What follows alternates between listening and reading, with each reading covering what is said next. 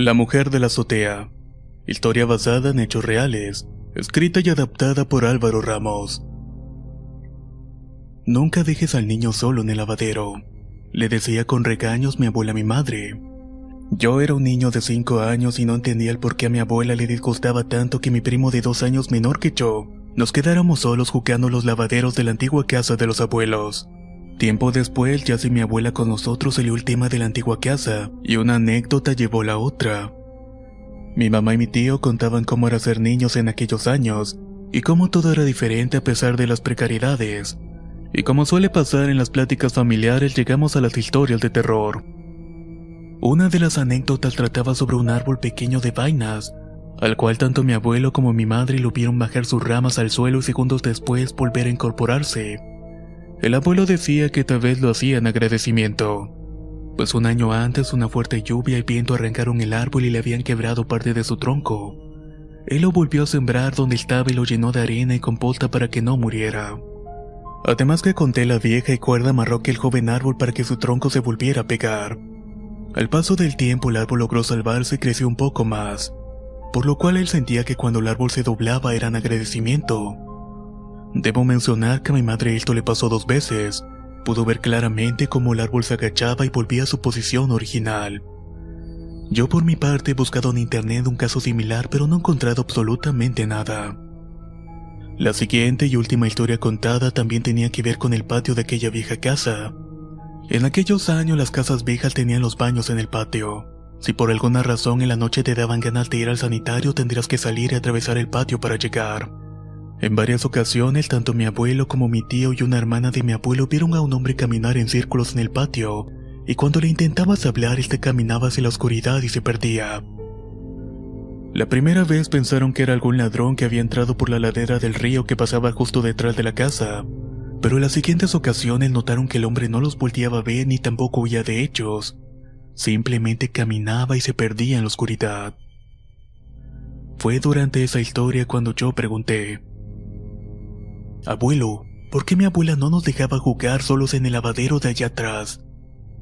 Mi abuelo se quedó callado e hizo una mueca de desencajo. Trataba de recordar algo, pero no decía nada, hasta que le preguntó a mi madre si mi abuela le decía algo. Mi madre solo contestó que nunca supo el porqué, pero que siempre la regañaba cuando me dejaba solo en el lavadero con mi primo menor. Ah, ya recordé. Es porque tu abuela era muy creyente de todo lo que tenía que ver con espíritus y esas cosas. Pero la razón por la cual no le gustaban que estuvieran solos tiene su fundamento. Cuando tu abuela era jovencita vivía en otro barrio. Ella era la mayor de sus hermanos y por ende tenía que criarlos ella. Tu bisabuela Leonor murió joven, y su padre trabajaba todo el día con su hermano en una panadería. En la calle donde ellos vivían tenían una vecina muy trabajadora que vivía con su esposo y sus 2 hijos. El esposo trabajaba en la fábrica de puros y ella lavaba y planchaba ajeno, pero lo hacía en su casa porque no podía andar llevando a los niños chiquitos a todos lados. Todos los días temprano se podía ver a la mujer en la azotea de su casa lavando y tendiendo la ropa al sol.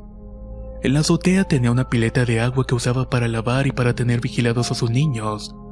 Siempre los dejaba jugar en la pileta como si fuera su alberca. Tu abuela me cuenta que la muchacha siempre cuidaba bien a los niños y que era raro que ella los dejara solos. Incluso cuando tenía que salir a entregar ropa planchada muy lejos, si este era el caso lo llevaba con ella, y si la entrega era cerca y no le tomaría más de 2 minutos, los dejaba ahí vigilados por los vecinos. Una tarde la mujer salió a dejar ropa y cuando regresó no encontró a los niños en su cuarto. Alguien les había abierto la puerta y los había dejado salir. Cuando por fin los encontró, los niños estaban en la pileta jugando como si nada. La muchacha pensó que tal vez por la premura ella no había dejado bien cerrada la puerta del cuarto, ni tampoco la puerta que lleva a las escaleras de la azotea, y así fue como los niños se habían subido. Pero esa misma noche antes de dormir al mayor de sus hijos le preguntó cómo habían subido a la alberquita, que era como ellos le llamaban, y la respuesta que le dio fue un poco de terror.